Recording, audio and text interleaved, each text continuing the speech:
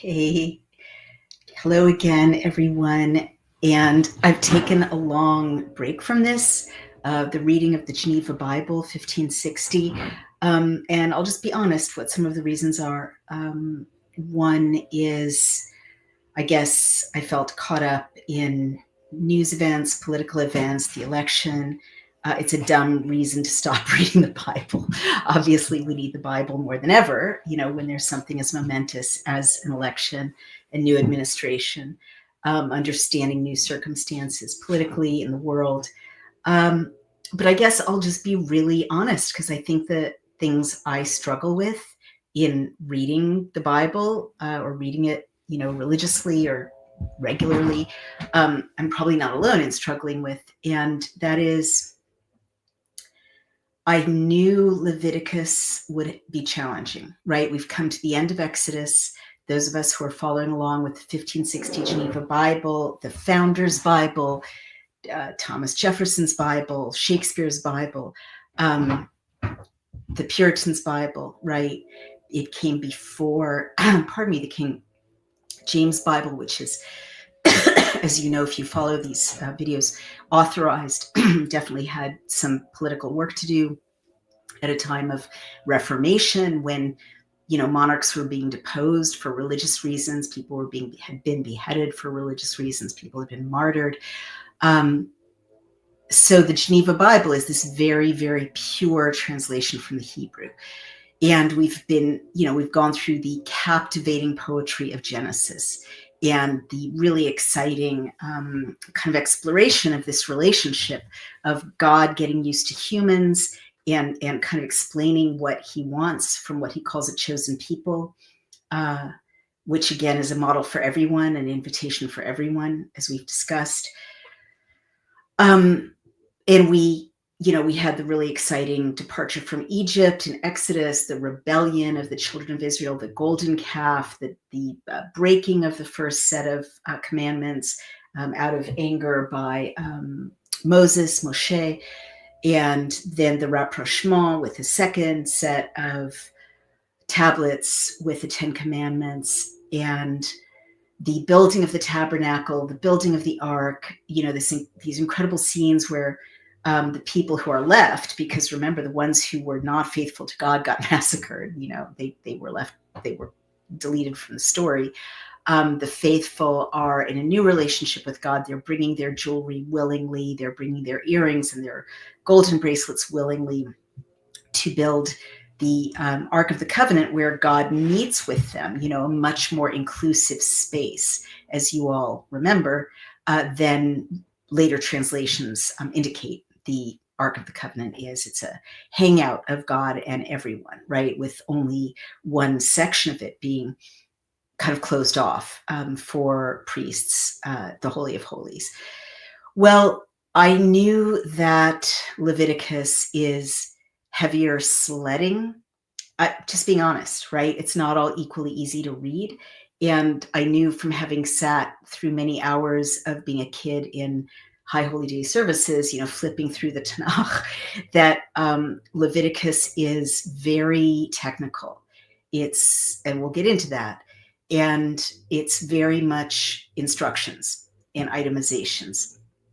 And honestly, I didn't know if I could make that exciting for you, illuminate it for you, tease out the emotionality, the thrill of, this incredible relationship between Yahweh and the children of Israel, meaning as a model for all humans.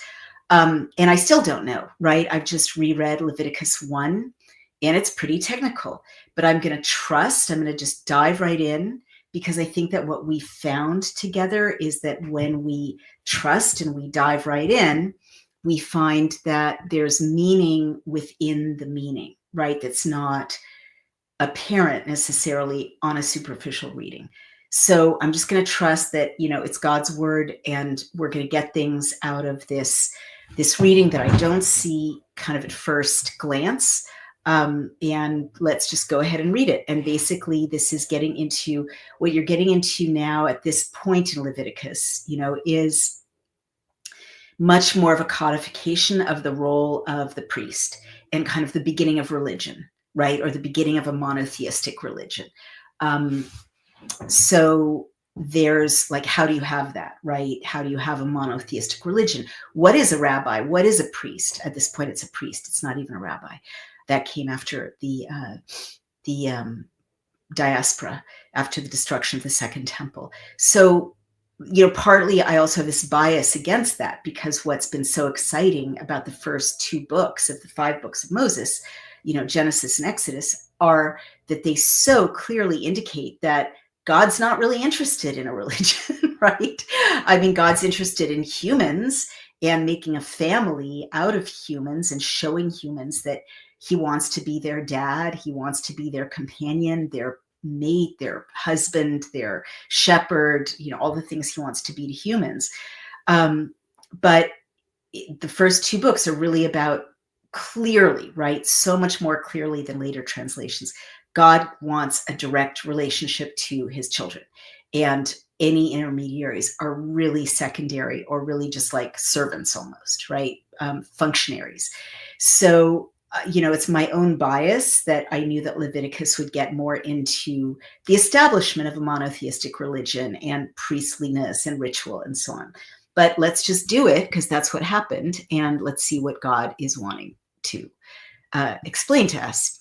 So we'll start again with the 1560 Geneva Bible. If you don't have a physical 1560 Geneva Bible, they're beautiful, but they're expensive. You can go to now, which didn't used to be the case, genevabible1560.com, and it's a PDF. And it's not in pre-Elizabethan, 17th century text. It's in, or I should say 16th century text. It's in a modern text, even though the translation or the transliteration is quite accurate. So this is the 3rd book of Moses, called Leviticus. And I guess we should feel proud that we've been through 2 whole books. And this is, again, the editors of the 1560 Geneva Bible are kind of explaining what it is. And that's one of the things that made this Bible so revolutionary, is they kind of tried to explain in really clear language what God was up to and what the Bible's for. And they say, the argument: as God daily by most singular benefits declared himself to be mindful of his church, so he didn't want that they should have any occasion to trust either in themselves or to depend upon others for lack of temporal things, or aught, meaning anything that belonged to his divine service and religion.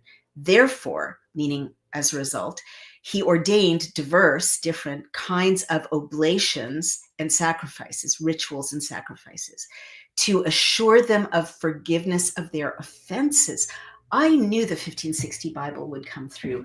Well, that makes it a lot more compelling. And the parenthesis says, if they offered them in true faith and obedience, end parenthesis. So here we see that the rituals that Leviticus gets into aren't really for God. They're really for humans.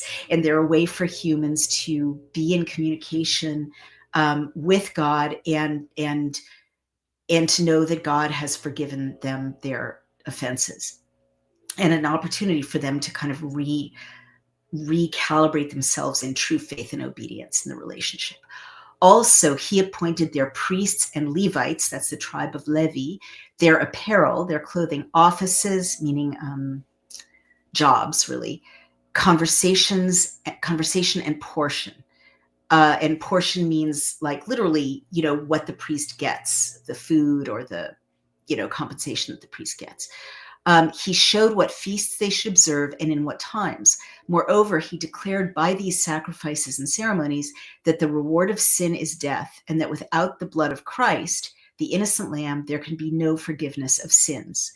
Well, I'm just making a note as a Jew that sentence is definitely how these Protestant editors, translators, read back into a pre-Christian set of books, the 5 books of Moses, Christian symbolism.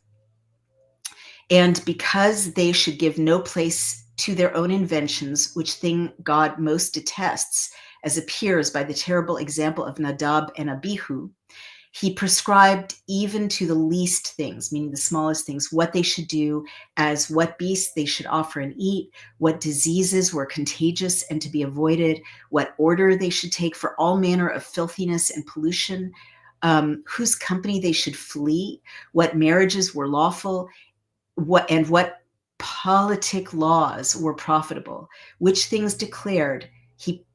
Having declared these things, he promised favor and blessing to them that kept his laws and threatened his curse to them that transgressed them. Well, that's a pretty great explanation, very clear. Chapter 1 of burnt offerings, this is the commentary, for particular persons. The manner to offer burnt offerings as well of bullocks as of sheep and birds. And here we go. Now the Lord called Moses, and spake unto him out of the tabernacle of the congregation, saying, Speak unto the children of Israel, and you shall say unto them, If any of you offer a sacrifice unto the Lord, ye shall offer your sacrifice of cattle, as of beeves and of the sheep. I don't know what beeves are, and I haven't been able to find out, but I think it's bullocks. If his sacrifice be a burnt offering of the herd, he shall offer a male without blemish, presenting him of his own voluntary will at the door of the tabernacle of the congregation before the Lord. And he shall put his hand upon the head of the burnt offering, and it shall be accepted to the Lord to be his atonement. And he shall kill the bullock before the Lord, and the priests, Aaron's son, shall offer the blood, and shall sprinkle it round about upon the altar that is by the door of the tabernacle of the congregation.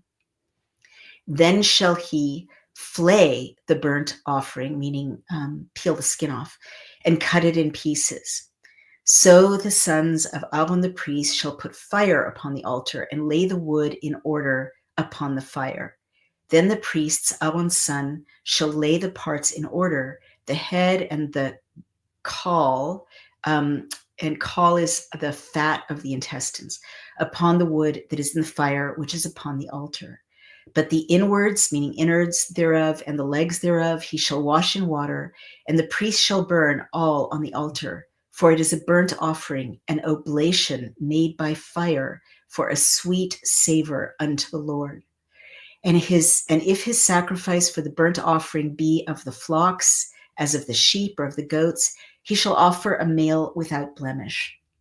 And he shall kill it on the north side of the altar before the Lord. And the priest, Aaron's son, shall sprinkle the blood thereof round about upon the altar. And he shall cut it in pieces, separating his head and his caul, the fat and the intestines. And the priest shall lay them in order upon the wood, which lieth in the fire, which is on the altar. But he shall wash the inwards, meaning the innards, and the legs with water, and the priest shall offer the whole and burn it upon the altar. For it is a burnt offering, an oblation made by fire, for a sweet savor unto the Lord. And if his sacrifice be a burnt offering to the Lord of the fowls, meaning birds, then he shall offer his sacrifice of the turtle doves or of the young pigeons.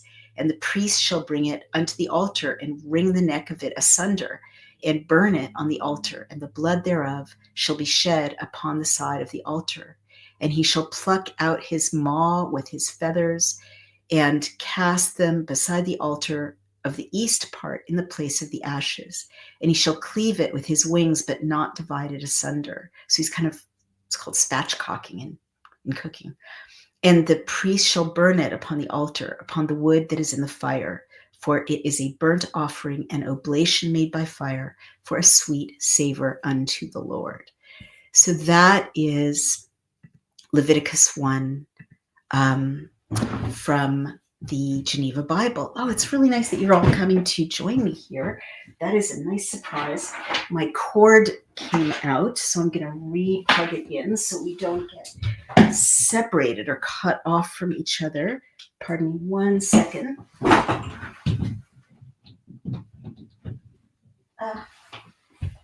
It's not so easy.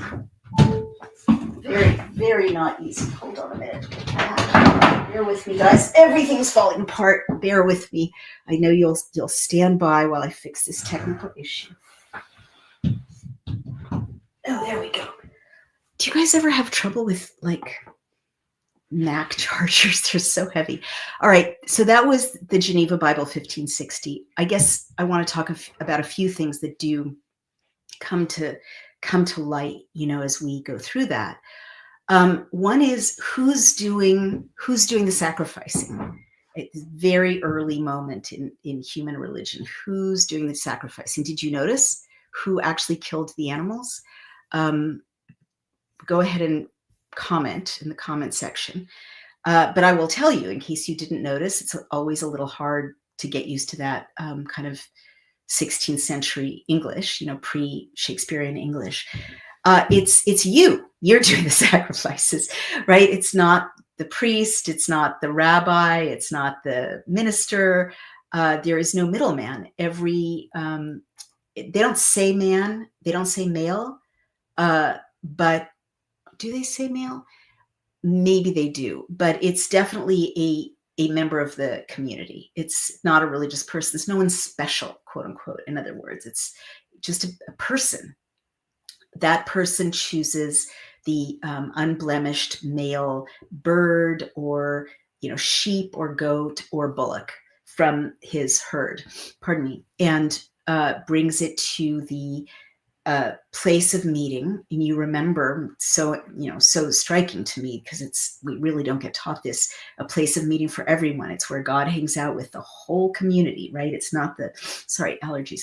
It's not the same, it's not the Holy of Holies. It's not behind that curtain.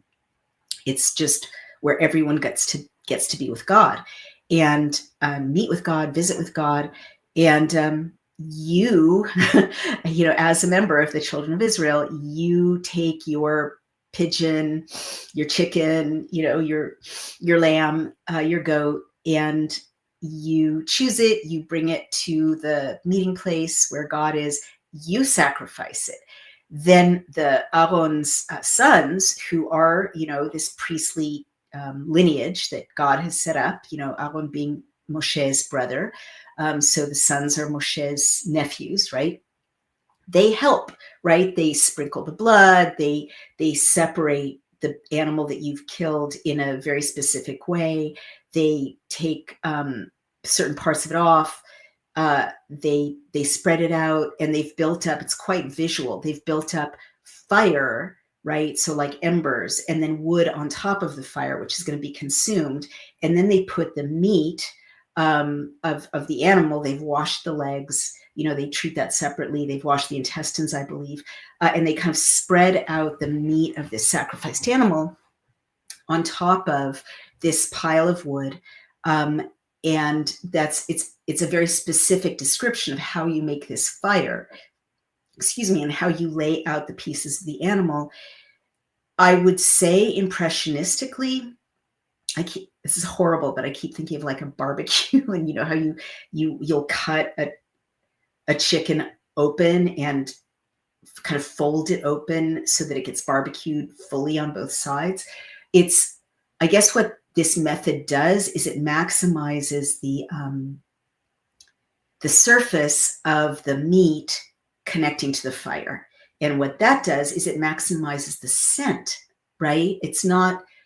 You're not preparing, this methodology isn't preparing food for humans. It's preparing, the goal of burning this burnt offering is to give God something God can enjoy. God isn't a human being, doesn't eat like a human being, even though at certain moments, as with Sarai, God did show up in human form. Jesus is not the first time that God or someone like God showed up in a human form. In the Judeo-Christian tradition, we've got God showing up, along with two angels earlier, and eating with Abraham, as you recall. So we know God can eat, but God is God. God is not going to sit down and eat right now in a human body. So whether it's humans trying to think what would God like, or God actually enjoying the savor, it's always unclear with these rituals, because you really get the feeling they're as much for humans as for God, right? God doesn't really need you to barbecue a pigeon. But it's a way for humans to create a gift for God that they can imagine that a God without a human body could enjoy, a sweet savor unto the Lord. And that's, the impression I get reading this detailed description of how you arrange the meat of the sheep or the goat or the bird or the bullock on top of the wood, which is on top of the embers. And again, I really want to stress, you're the one doing the sacrificing. You're the one doing the choosing. You're the one doing the sacrificing. You're not sitting in church or synagogue writing a check or dropping, a $5 bill as a tithe. You are very actively performing yourself, the ritual, the sacrifice, the offering, that you're giving God. All right. And the priest is just kind of there to help. I really want to stress that. Now let's look at the Hebrew.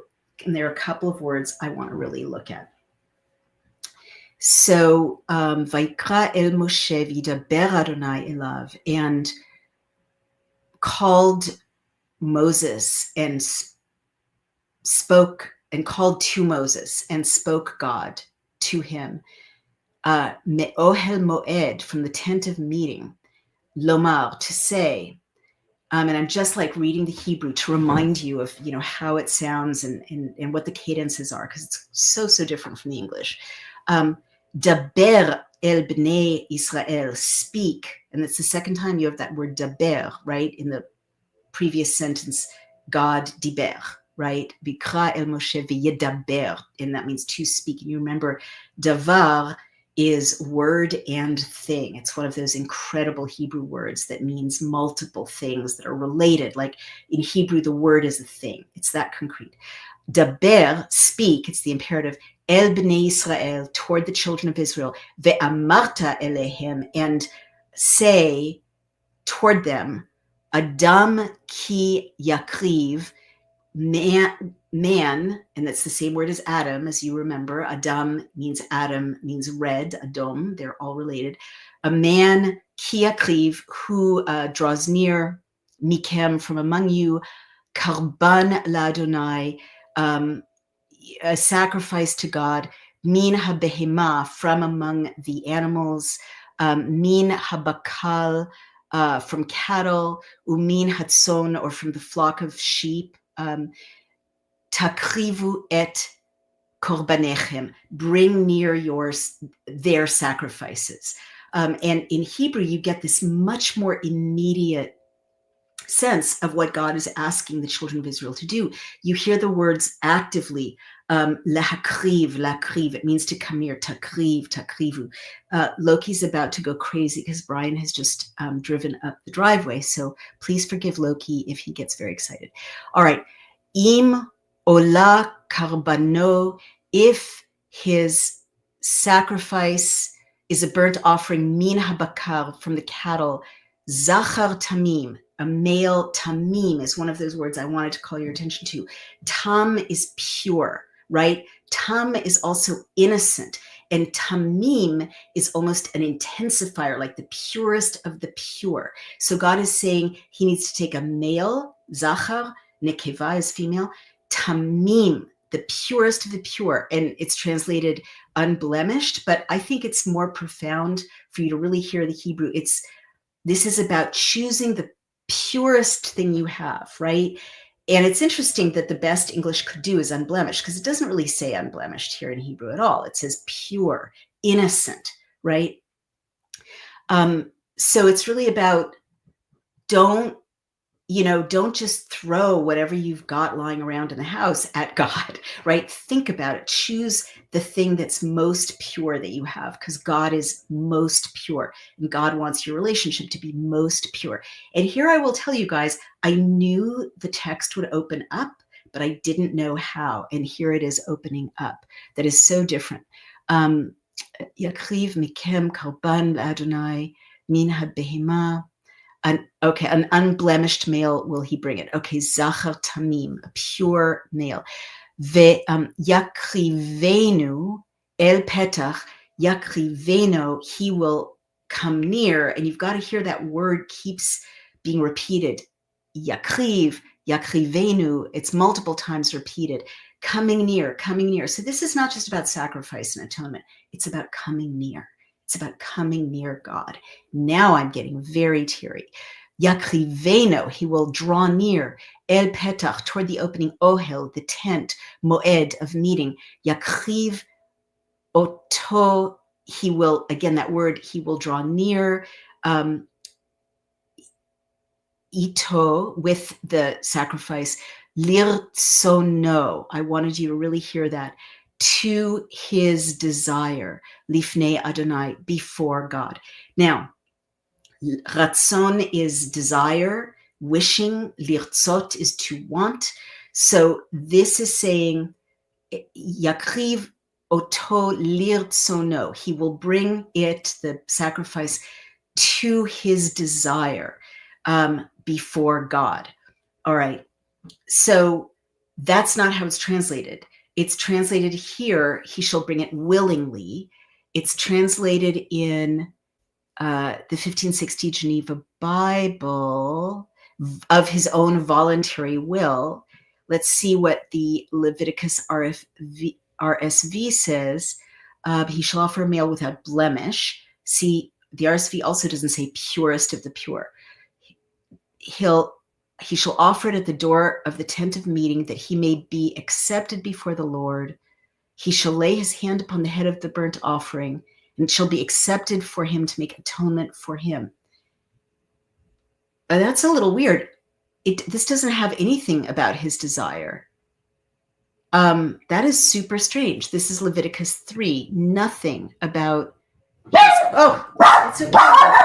Nothing about his voluntary will in the Revised Standard Version. I'm just going to let Loki out so that he can go be with Brian. I'll be right back because he will not be calm. Go ahead, sweetheart. There we go. Until he's with Brian. So that is crazy. Basically, the modern English translation has removed the idea that you choose the purest thing that you have, right? And it's very kind of reductively without blemish, like no freckles, no, its ear is not torn, right? That's not what it says in Hebrew. And it's also removed the idea of your voluntary will, you wanting to be there, your desire to be there. In the Hebrew, there is no doubt about it. No sacrifice, nothing you do to come near God. And again, in the Hebrew, there's all this draw near, draw near, draw near. It's okay, sweetheart. Draw near to God, draw near to God. It's all about your own desire, right? God doesn't want it if it doesn't come out of your own desire. You have to want to draw near, in the Hebrew, to God, and that's what makes your prayer, your offering, your sacrifice meaningful to God. The pigeon isn't the important thing. The priest isn't the important thing. It's your voluntary desire to draw near. Totally erased in the Revised Standard Version. I must say I'm a little shocked. Let's go back to the Hebrew. And the samach, and he will put yado al rosh, his hand on the head, ha'ele, of the burnt offering, essentially of this, ha'ole, right? The nirtza lo, lekaper alav. And there's that root again, rotse, v'nirtza lo, and it will be, this translated, accepted for him, meaning the burnt offering, the sacrifice, to atone for him. But this is actually lekaper alav, to atone on him, right? Meaning the person who's bringing the offering. The shachat, and he will slaughter. Shochet is a butcher, basically. The shachat et ben habakar, the son of the young bull, basically. Lifnei Adonai, before God. Vehikrivu, and he will draw near. Bnei Aharon, the children of Aaron, and you hear that word again. Hikrivu, lakriv. It's like the fourth time they drew near. The sons of Aaron draw near. Hakohanim, the Kohens, that's the tribe, the priests. Et hadam, they'll bring close the blood. Vizarku et hadam, and they'll throw the blood. Al ha-mizbech, on the altar, saviv, around it, asher petach ohel moed, at the door of the tent of meeting. Vehafshit et haole venitach ota lin tachea. And he'll cut the burnt offering and divide it into its prescribed sections. And we can skip down a little bit, see if there's anything very profound as a burnt offering. I want to look at this phrase in Leviticus 9, pleasing fragrance to the Lord. Veyakrebo, vekirbo, vecharav. And again, there's that root, lehakriv. But this time it's about the innards. Uchra'av yechatz b'mayim, he'll wash in water. Vehiktir hakohen, and the Kohen will cause it to, et hakol hamizbecha, all the offering, to go up in smoke. Ola esha, that's such an isha. It'll rise up in the fire. Reach nichoach le'Adonai. A reach is a wind, as you know. It is also a spirit. And reach nichoach is a pleasing spirit or a pleasing wind. So it's not literally a pleasing fragrance, right? That's a reasonable translation. That seems to be what it means. But it's literally turning into a pleasing wind or a pleasing spirit, right? L'Adonai, to God. Ve'im min hatzon, and from among the sheep, karbano, his offering, his sacrifice, min haksavim, from the, kesavim, right, or the goats, o min haizim, from the sheep or the goats, le ole zachar tamim yakriveno. Are you hearing this? That word tamim is there again. He will sacrifice a male, pure, and he'll bring it. He'll bring it to sacrifice. And lahakriv and yakrivenu, sacrifice and drawing near, are similar roots, right? So there's an echo of the same word, the same root is your sacrifice and you drawing near to God. Isn't that incredible? And the rest is pretty straightforward. And again, these echoes are unbelievable. I hope you can hear them. Down on line 13, you've got that kerev root again. Vehakerev, and this it meaning the innards, but you've got korban, which is sacrifice. You've got lehakriv, which is to draw near. You've got kerev, which is innards, and they're all the same root, right? Vehakarim, the legs, yechatz b'mayim, they'll wash in water. Vehikriv hakohen, are you hearing it?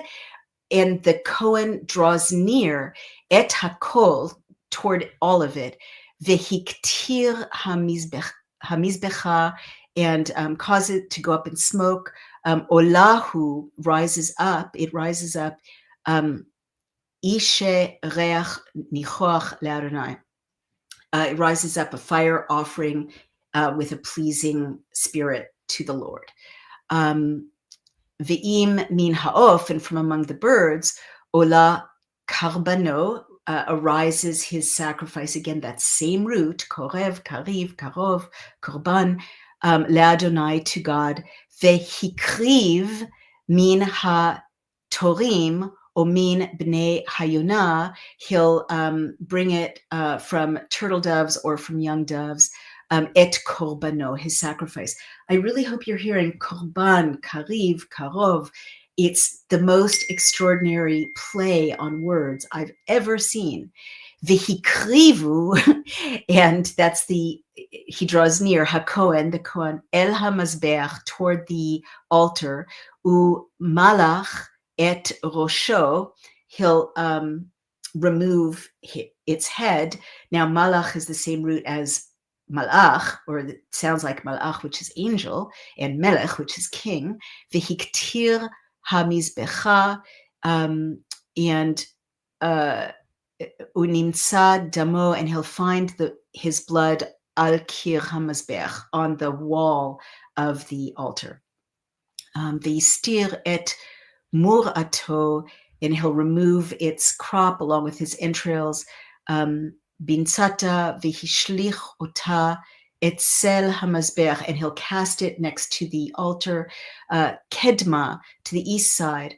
El makom hadashen, to the place of ashes.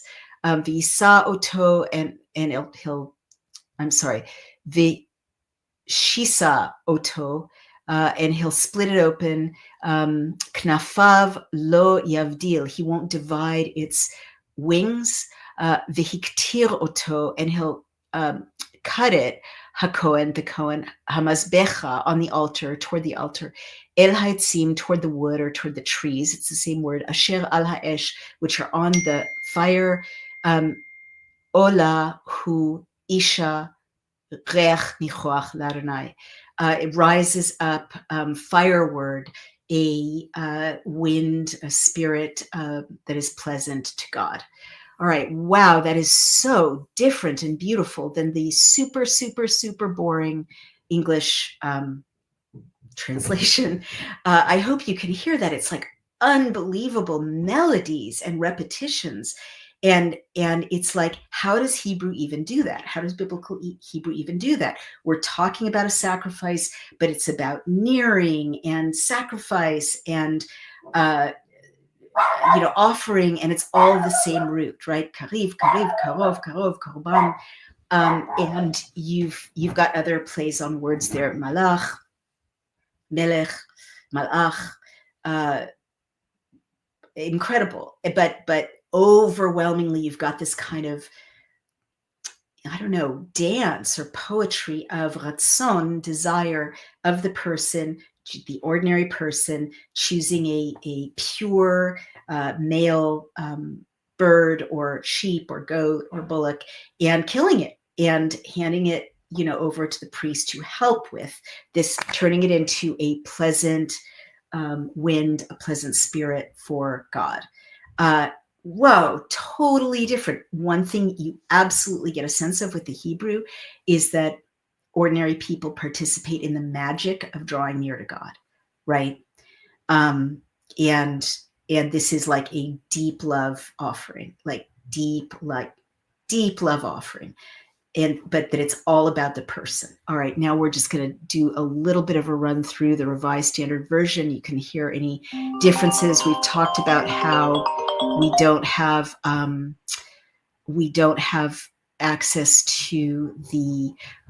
Brian is at the door. All right, coming, darling.